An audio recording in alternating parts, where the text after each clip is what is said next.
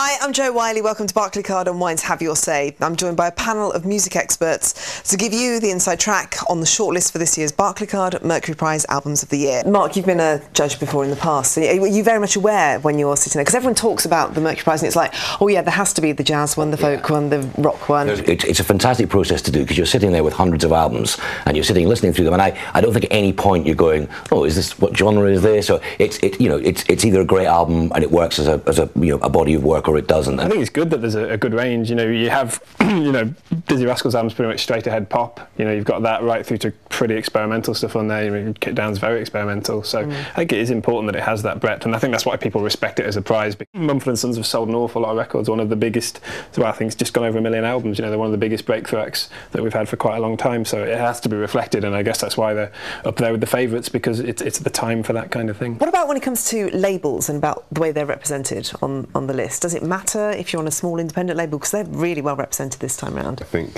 at a time where there's a necessity for creative partnership, really, and from an artist's point of view, I think that's the only way to go. That's all you hope for, is that you'll be allowed to make the statement you want and to be supported in that process. So I think it's completely irrelevant whether it's a major label or an independent label that's facilitating that process. But should the list incorporate established artists, people like Dizzee Rascal as well, because that's been quite contentious about the Dizzee Rascal's on there, or should it be all about newcomers, do you think? It's never been a debut album prize. There's always been a lot of debut albums on it, but I don't think it's supposed to be a debut album prize, and often bands like I Am Clue, fifth record, and vast majority of people never heard of them. And of course produced by Guy Garvey, who is a previous winner. Exactly. So some of the new artists that we're talking about, Villagers.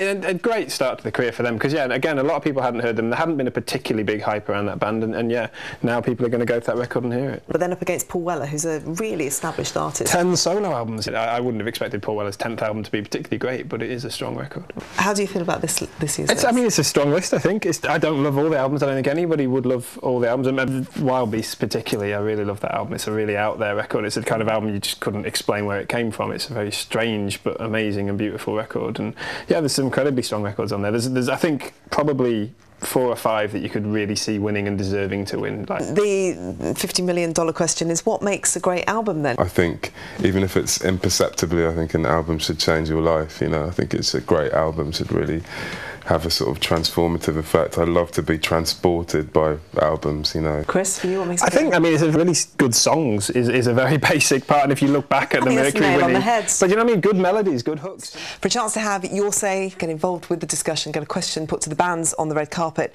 visit the Facebook site at facebook.com/Barclaycard. Thank you for joining us. Bye-bye.